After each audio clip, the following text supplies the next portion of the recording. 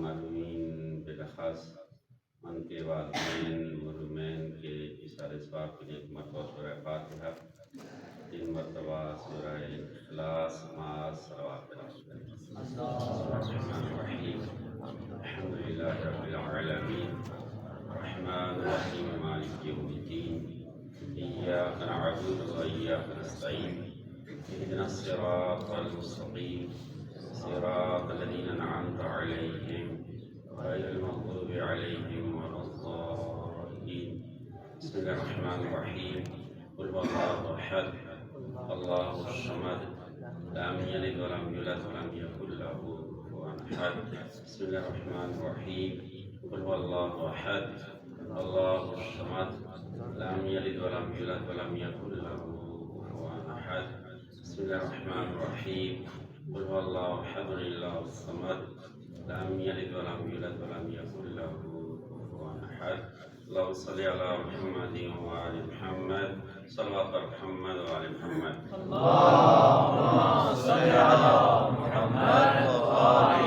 محمد ما شاء الله لا حول ولا قوة إلا بالله العلي العظيم رب اشرح لي صدري ويسر لي أمري واحلل عقدة من لساني يفقهوا قولي أعوذ بالله السميع العليم من الشيطان اللعين الرجيم بسم الله الرحمن الرحيم الحمد لله رب العالمين والعاقبة لأهل التقوى واليقين والصلاة والسلام والتحية والإكرام على الرسول المسدد المصطفى الأمجد المحمود الأحمد أبي القاسم محمد اللهم صل على محمد وآل محمد والصلاة والسلام والتحية والإكرام على أهل بيته الطيبين الطاهرين المعصومين لا سيما على إمام زماننا وولي عصرنا الحجة بن الحسن العسكري صلوات اللهم صل على محمد وآل محمد بقية الله في الأرضين روحي وارواح العالمين لمقدم ترابه الفداء ورحمة الله على مواليهم ومحبيهم وشيعتهم أجمعين واللعنة الدائمة على أعدائهم أجمعين من يوم عداوتهم إلى أبد الآبدين أما بعد قال رسول الله صلى الله عليه وآله وسلم إني تارك فيكم الثقلين كتاب الله وعترتي أهل بيتي ما إن تمسكتم بهما لن تضلوا بعدي أبدا بواظب الصلوات اللهم صل على محمد وآل محمد خداوند منان و قدوس کی مقدس بارگاہ میں دعا گو ہوں کہ آپ تمام عزیزوں کا یہاں تشریف لانا اور برادران کا یہ اہتمام کرنا رب کائنات اپنی مقدس بارگاہ میں قبول و منظور فرمائے۔ اب تمام حاضرین کی اور جن مومنین نے دعا کے لیے کہا ان کی دعاؤں کو اور بانی مجلس کی دعاؤں کو بحق محمد و آل محمد علیہ الصلوۃ والسلام اپنی مقدس بارگاہ میں شرف قبولیت عطا فرمائے۔ ان دعاؤں کی قبولیت قبولیت کے لیے مل کے بآواز بلند صلوات۔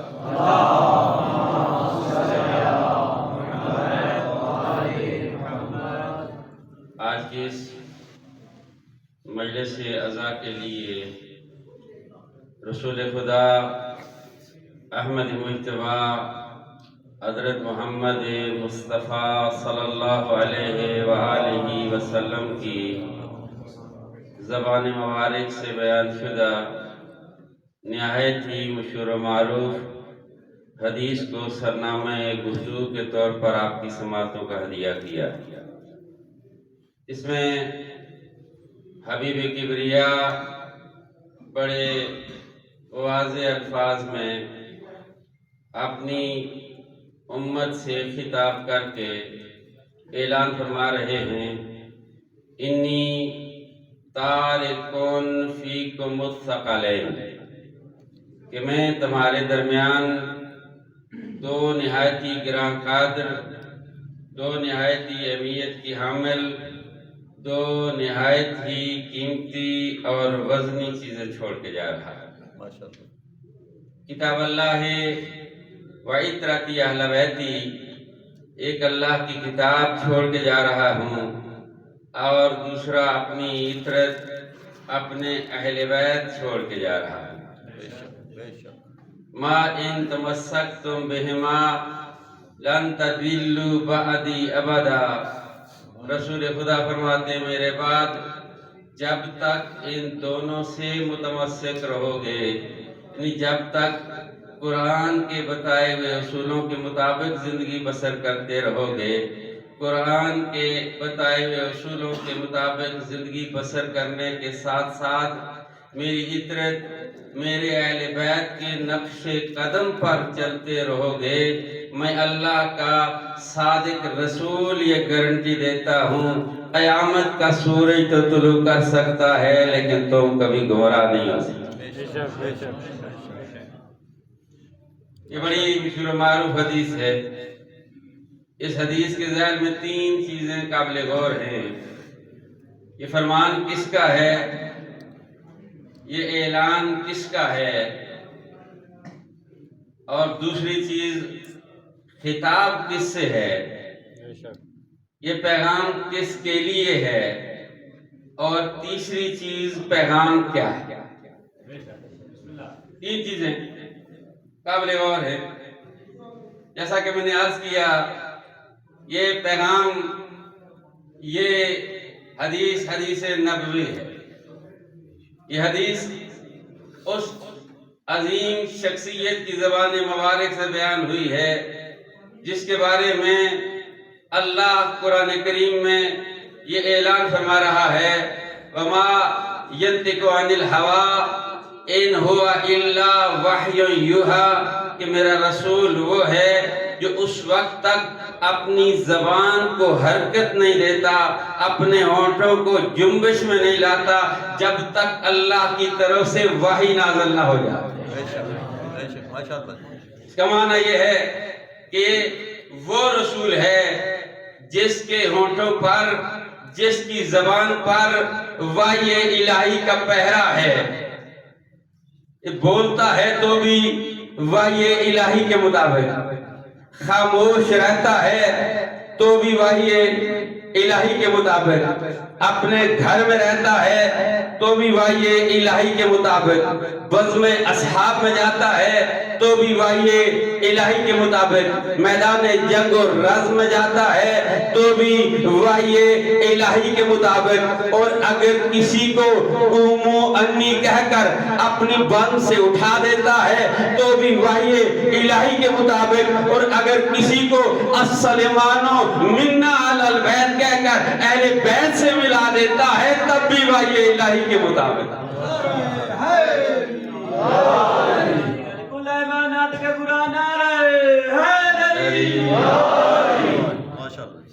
وما ينطق عن الهوى ان هو الا وحی یوحی، رسول وہ ہے بولتا ہے تو بھی وحی الہی کے مطابق، خاموش رہتا ہے تو بھی وحی الہی کے مطابق، اگر کسی کی حمایت کرتا ہے تو بھی وحی الہی کے مطابق، کسی کی مخالفت کرتا ہے تو بھی وحی الہی کے مطابق، اور اگر کسی بیوی کو آتا ہوا دیکھ کر اٹھ کر استقبال کرتا ہوا نظر آتا ہے تب بھی وحی الہی کے مطابق، اور اگر غدیر کے مقام پر پالانوں کا منبر بنا کر علی ولی کا ہاتھ پکڑ کر فضا میں بلند کر کے یہ اعلان کرتا ہے من کنت مولا ہو فہذا علی مولا ہو، تو وحی الہی کے مطابق۔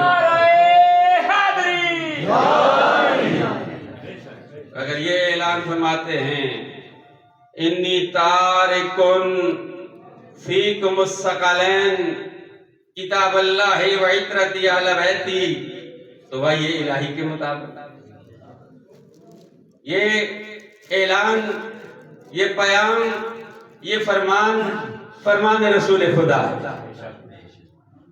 اور خطاب ظاہر ہے صحابہ کے مجمع میں خطاب ہو رہا تھا، صحابہ سے خطاب ہے، لیکن حقیقت میں فقط صحابہ سے خطاب نہیں۔ اور جو چاہوں گا جس طرح قرآن کی آیات کا ایک شان نزول ہوتا ہے، آیت کے نزول کا جو سبب قرار پاتا ہے اسے شان نزول کہتے ہیں، وہ آیت کے نزول کا سبب ہوتا ہے، لیکن آیت کا پیغام اس شان نزول کے ساتھ خاص نہیں ہوتا۔ ذمہ داری سے عرض کر رہا ہوں، آیت کے نزول کا وہ سبب بنتا ہے، لیکن آیت کا پیغام اس سبب سے خاص نہیں ہوتا۔ آیت کا پیغام قیامت تک آنے والے انسانوں کے لیے ہے۔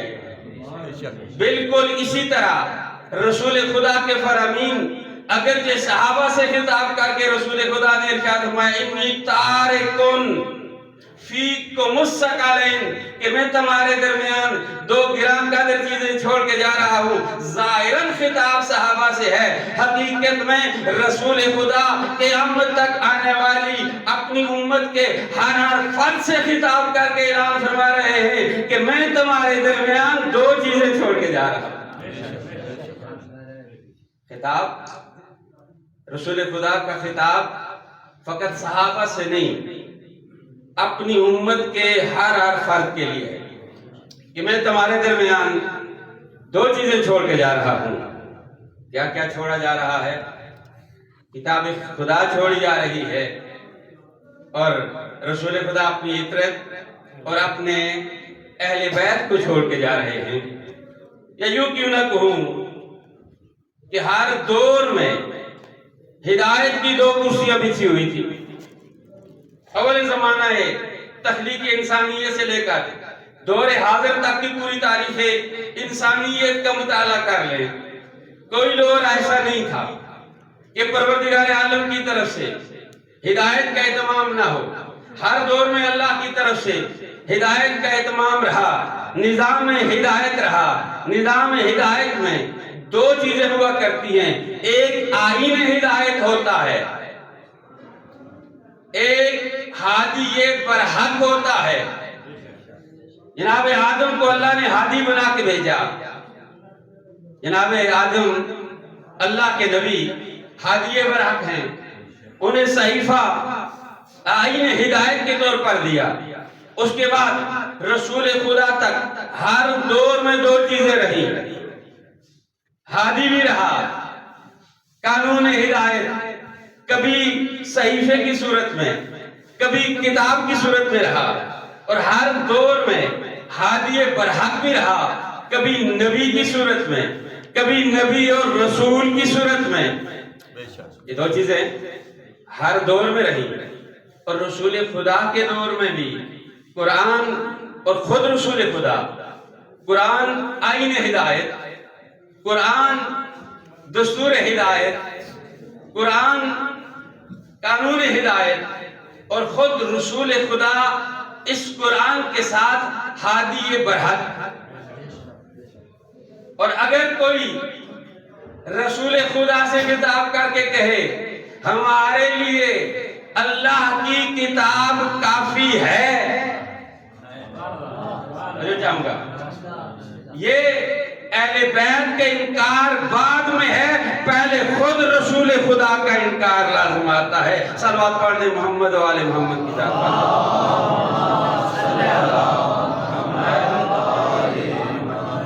اس لیے کہ اس وقت خود رسول خدا موجود ہیں، قرآن آئین ہدایت، رسول خدا ہادی ہیں، اور رسول خدا اپنے جانے سے پہلے متعدد اہمیت کے حامل موقعوں پر یہ اعلان فرما کر گئے کہ میں تمہارے درمیان دو چیزیں چھوڑ کے جا رہا ہوں۔ گویا رسول خدا کے دور میں ہدایت انسانی کی دو کرسیاں بچھی ہوئی ہیں، ایک کرسی ہدایت پر قرآن ہے، دوسری کرسی ہدایت پر خود رسول خدا ہیں۔ رسول خدا جب یہ اعلان فرما رہے ہیں رسول خدا کے جانے کے بعد، قرآن جس کرسی پر موجود ہے وہ اپنی جگہ باقی ہے، حقیقت میں یہ اعلان اس کرسی ہدایت کے لیے ہو رہا ہے جو رسول خدا کے جانے سے خالی ہو رہی ہے۔ گویا یہ اعلان بتا رہا ہے رسول خدا کے جانے کے بلا فاصل بعد، جلدی جلدی آگے بڑھ رہا ہوں، رسول خدا کے جانے کے بلا فاصل بعد رسول خدا کے اہل بیت رسول خدا کے جانشین ہوں گے۔ صلوات پڑھ دیں محمد و آل محمد کی ذات۔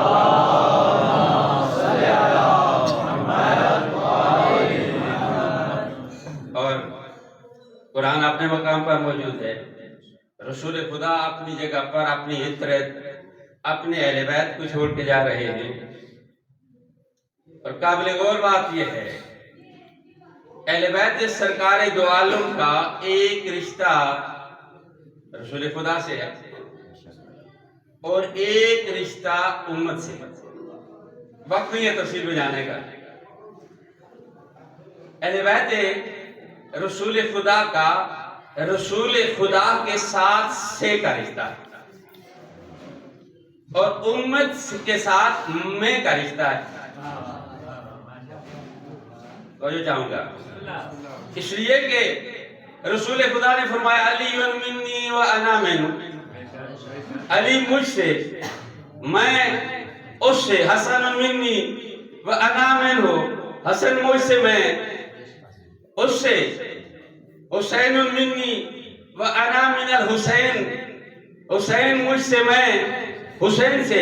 حدیث کسا میں جب یہ سارے چادر کے نیچے آئے، مجھ سے ہیں میں ان سے ہوں، بس عطرت اور اہل بیت رسول کا رسول خدا سے رشتہ سے کا ہے، امت کے ساتھ رشتہ میں کا ہے، اس لیے کہ اللہ کے رسول نے اپنی عطرت اور اپنے اہل بیت کو اپنی امت میں چھوڑا ہے۔ ابھی آپ مسجد کے اندر تشریف فرما ہیں، مسجد ظرف ہے، آپ مسجد کے اندر بیٹھے ہوئے ہیں، آپ مسجد میں بیٹھے ہوئے ہیں، اللہ کے رسول نے اپنی عطرت اپنے اہل بیت کو امت میں چھوڑا ہے۔ ایک جملہ کہنا چاہ رہا ہوں اور ایک پیغام دینا چاہ رہا ہوں، اور آسان کیوں نہ کر دوں۔ آپ کے سامنے ایک گلاس یا جگ ہو، اس میں پانی ہو، پیچھے ان سے گزارش ہے کہ شور نہیں کریں، کام کریں۔ صلوات پڑھ دیں محمد و آل محمد۔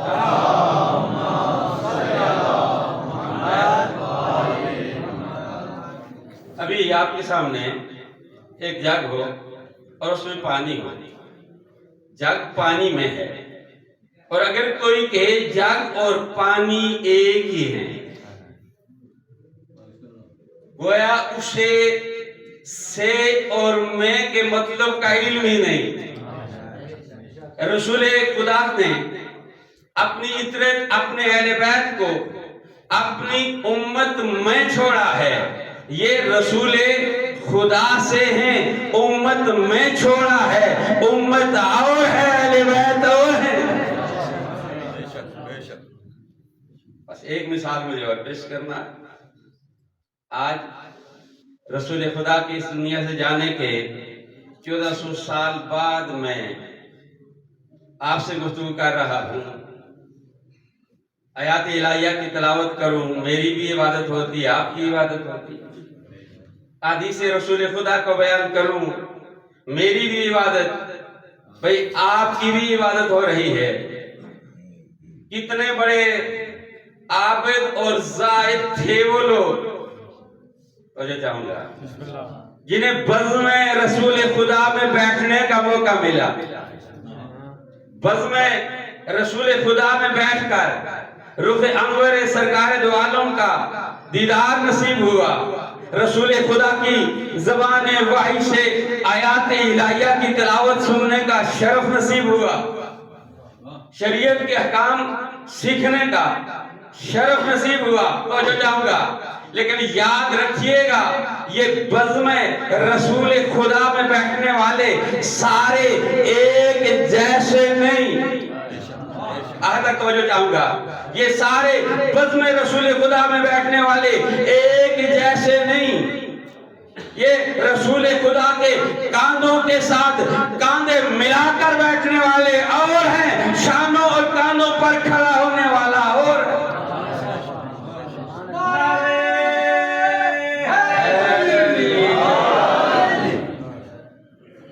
امت اور ہے، اہل بیت اور ہے۔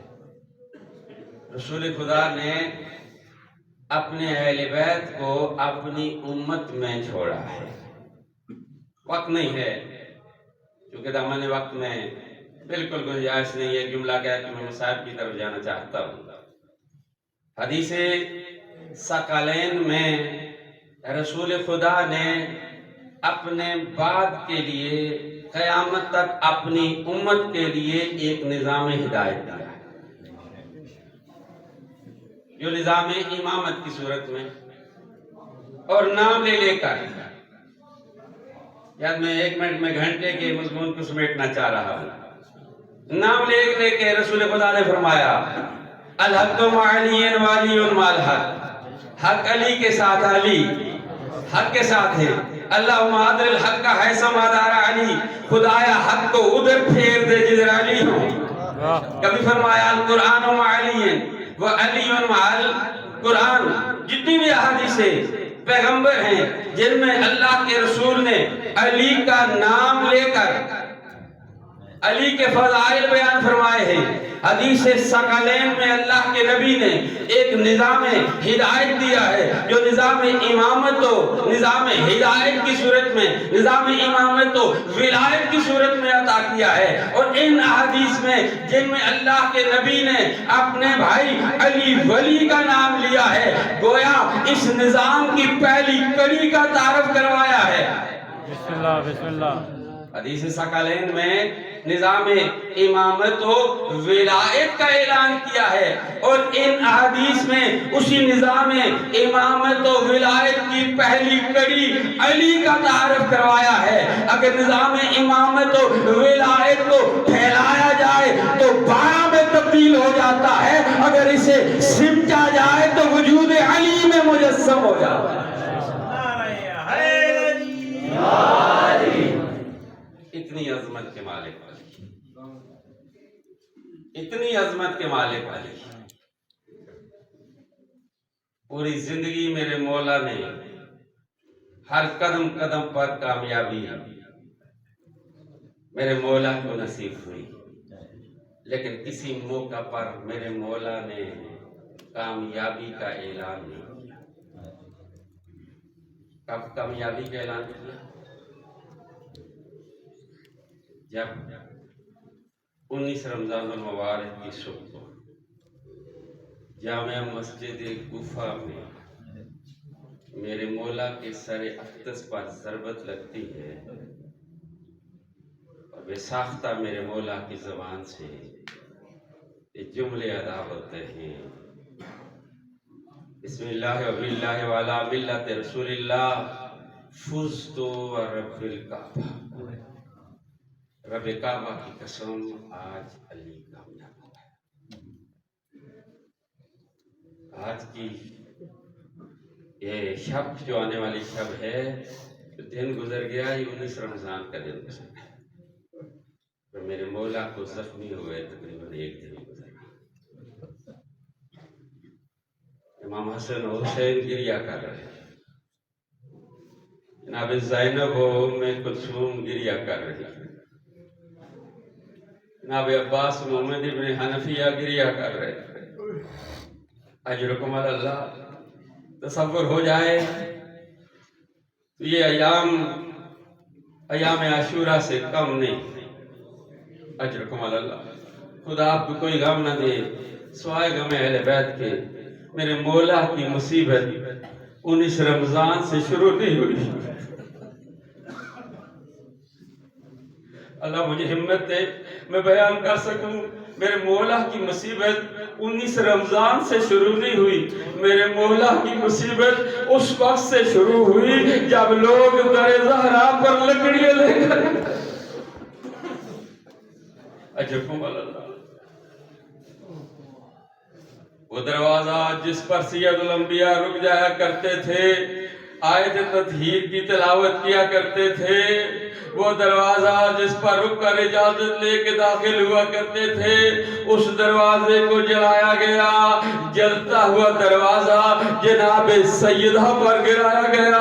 اجرکم علی اللہ، یہ میرے مولا کی مصیبت ہے، یہی تو وجہ ہے میرے مولا کو اول مظلوم تاریخ کہا جاتا ہے۔ اگر ہم غور و فکر کریں مصائب کے حوالے سے، مولا حسین پر سب سے زیادہ مصائب آئے ہیں، لیکن مولا حسین کو اول مظلوم تاریخ نہیں کہا گیا، اول مظلوم تاریخ مولا علی کو کہا گیا ہے۔ شاید سبب یہ رہا ہو کہ باقی ائمہ میں سے کسی امام کے سامنے ان کی زوجہ کو نہیں مارا گیا، مولا علی وہ اول مظلوم تاریخ ہیں، گھر میں موجود تھے، جلتا ہوا دروازہ جناب سیدہ پر گرایا گیا۔ اجرکم علی اللہ، خدا آپ کو کوئی غم نہ دے سوائے غم اہل بیت کے۔ عزادارو، میرے مولا کی مصیبت 19 رمضان المبارک سے نہیں، رسول خدا کے اس دنیا سے جانے کے بعد ہو چکی تھی، جب میرے مولا مدینہ کے لوگوں کو سلام کرتے تھے، لوگ جواب نہیں دیتے تھے۔ یہ میرے مولا کی غربت ہے، یہ میرے مولا کی مصیبت ہے۔ عزادارو، وقت گزرتا گیا، سن 40 ہجری کا ماہ مبارک رمضان آیا۔ اس سن 40 ہجری کے ماہ مبارک رمضان میں کبھی میرے مولا اپنے چاہنے والوں سے خطاب کر کے کہتے ہیں کہ یہی مہینہ ہے جس میں آپ سے جدا ہو جاؤں گا۔ کچھ خطاب کر کے فرماتے ہیں اس سال آپ حج پہ جائیں گے لیکن میں آپ کے ساتھ نہ جا سکوں گا۔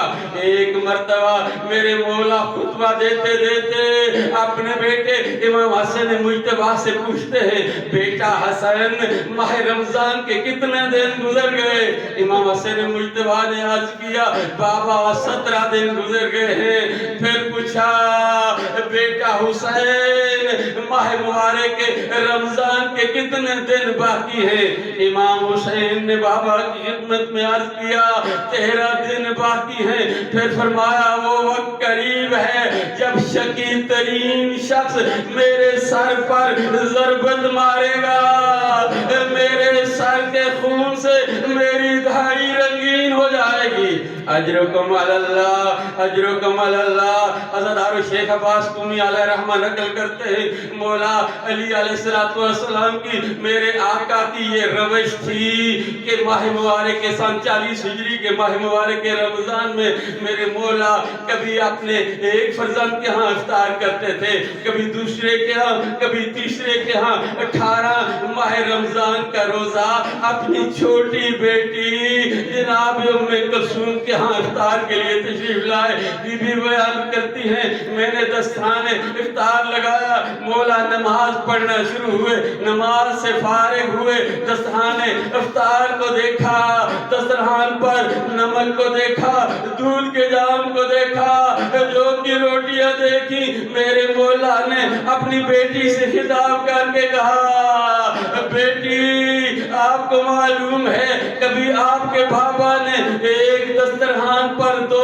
کھانے نہیں کھائے، ایک چیز اٹھا لو۔ عجب نہیں، علی کی بیٹی نے نمک اٹھانا چاہو گا، نہیں کہا دودھ کا جام اٹھا لو۔ اجرکم علی اللہ. شاید مصلحت یہ رہی ہو یہ بعد میں کام آئے گا.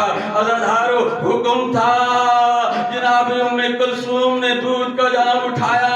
18 ماہ رمضان کا روزہ میرے مولا نے نمک سے افطار کیا. اجرکم علی اللہ. بس 2-4 منٹ میرے پاس ہیں. خدا آپ کو کوئی غم نہ دے سوائے غم اہل بیت کے. عزادارو شب 19 ماہ رمضان آئی. میرے مولا حجرہ عبادت میں تشریف لے گئے. عبادت کرتے ہوئے کبھی حجرہ عبادت سے نکل کر سجدہ خانہ میں آ کر آسمان کو دیکھتے ہیں. کہتے ہیں یہ ہے تو وہی رات جس کا میرے ساتھ وعدہ کیا گیا ہے. آسمان کو دیکھتے ہیں. کبھی زبان پر اس آیت کا ورد کرتے انا للہ و انا الیہ راجعون. کبھی میرے مولا کی زبان پر یہ کلمات جاری ہوتے ہیں لا حول ولا قوت الا باللہ العلی العظیم.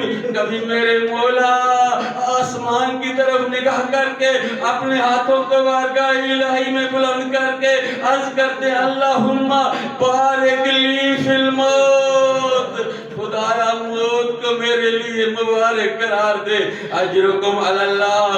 عزادارو 19 رمضان کی شب گزری. صبح نماز صبح کا وقت قریب آیا. میرے مولا گھر سے نکلنا چاہتے ہیں. دروازے میں میرے مولا کا دامن الجھ گیا. ایک مرتبہ اپنے آپ کو سنبھالا. اپنے آپ سے خطاب کر کے کہا علی اپنے آپ کو موت کے لیے آمادہ اور تیار کر لو. اجرکم اللہ. باہر نکلے. مرغابیوں نے راستہ روکا. ایک مرتبہ میرے مولا نے خطاب کر کے کہا ابھی یہ مرغابیاں آہو بکا کر رہی ہے. تھوڑی دیر کے بعد یہاں انسانوں کی آہو بکا کی آواز بلند ہوگی. اجرکم اللہ. میرے مولا مسجد میں گئے. 2 رکعت نماز تحیت مسجد ادا کی. آذان کا وقت ہوا. گلدستہ آذان پر جامع مسجد کوفہ پر تشریف لے گئے. آذان دینا شروع کی. اللہ اکبر. میں مدینے کے لوگوں سے کہوں گا تمہیں کیا معلوم یہ میرے آقا کی آخری آذان ہے. اجرکم اللہ. خدا آپ کو کوئی غم نہ دے سوائے غم اہل بیت کے. عزادارو میرے مولا نے آذان دی. آذان کے بعد صبح صادق سے خطاب کر کے کہا اے صبح صادق گوارے نا آج تک علی نے تجھے طلوع ہوتے ہوئے دیکھا ہے. تو نے کبھی علی کو سوئے ہوئے نہیں دیکھا. اجرکم اللہ. بڑا پیغام ہے اس بیان میں اس فرمان میں. عزادارو میرے مولا آذان دینے کے بعد مسجد میں آئے. مسجد میں سوئے ہوئے لوگوں کو جگایا. ان سوئے ہوئے لوگوں میں عبد الرحمن ابن ملجم مرادی بھی سویا ہوا تھا. یہ منہ کے بل سویا ہوا تھا. میرے مولا نے جگایا. اس سے کہا اس طرح نہ سویا کر اس طرح شیطان سوتا ہے. میرے مولا جانتے ہیں یہ میرا قاتل ہے. اس نے اپنے لباس میں وہ زہر میں بھیجی ہوئی تلوار اپنے لباس میں رکھی ہوئی ہے. لیکن میرے مولا نے اسے بھی جگایا. علی اس عظیم اور بلند مرتبہ شخصیت کا نام ہے جو نماز کے وقت اپنے قاتل کو سویا ہوا برداشت نہیں کرتا. اپنے عاشق کو کیسے سویا ہوا برداشت کرے گا. اجرکم اللہ. میرے مولا محراب عبادت میں گئے. صبح کی نماز نافلہ شروع کی. پہلی رکعت کا دوسرا سجدہ. میرے مولا سر اٹھانا چاہ رہے ہیں. عبد الرحمن ابن ملجم مرادی آگے بڑھا. اسرائیل نے تلوار کو نیام سے نکالا. تلوار کو فضا میں لہرایا. ایک مرتبہ میرے مولا کا سر اٹھ رہا. سجدے سے میرے مولا سر اٹھا رہے تھے. اس جگہ پر میرے مولا کے سر پر ضربت لگی جہاں پر ابن عبد الوہاب کی تلوار تھی. میرے مولا کا سر شگافتہ ہوا. میرے مولا نے اعلان کیا فزت ورب الکعبہ. رب رب کعبہ کی قسم آج علی کامیاب ہو گیا، اجرکم اللہ۔ بس آخری جملے اگر تصور ہو جائے رونے کے لیے کافی ہے۔ عزادارو ذرا سوچئے، قاتل نے میرے مولا کو صرف ایک ضربت لگائی ہے، اس لیے کہ قاتل جانتا تھا اگر دوسری ضربت لگانے کی کوشش کرے گا مولا کے چاہنے والے اسے ٹکڑے ٹکڑے کر دیں گے۔ میں کہوں گا مولا آپ اول مظلوم تاریخ ہیں، لیکن قاتل نے آپ کو ایک ضربت لگائی، دوسری ضربت لگانے کی ہمت نہ ہوئی۔ میں قربان جاؤں آپ کے مظلوم غریب بیٹے حسین پر کہ میرے مولا حسین راکب دوش رسول جب عصر عاشور زین فرس سے زمین پر آئے، کوئی تیر سے وار کر رہا ہے، کوئی نیزے سے وار کر رہا ہے، کوئی تلوار سے وار کر رہا ہے۔ اجرکم اللہ، خود آپ کو کوئی غم نہ دے سوائے غم اہل بیت کے۔ عزادارو ادھر جب میرے مولا کے سر اقدس پر ضربت لگی، ایک جملہ میرے مولا نے کہا فزت ورب الکعبہ۔ ایک فضائے بسیط کوفہ میں جبرائیل امین کی یہ ندا گونجی، تحکمت واللہ ارکان الہدی وانتمست العروۃ الوثقی، قتل ابن ام المصطفیٰ قتلہ اشق الاشقیاء۔ ایک یہ آواز تھی جو سن 40 ہجری فضائے بسیط کوفہ میں گونجی، اور ایک عصر عاشور آواز فضائے بسیط کربلا میں گونجی، الا قد قتل الحسین بکربلا، الا قد ذبح الحسین بکربلا۔ على القوم الظالمين يا الذين ظلموا أيام ينقلبون ربنا تقبل منا إنك أنت السميع العليم۔ کیونکہ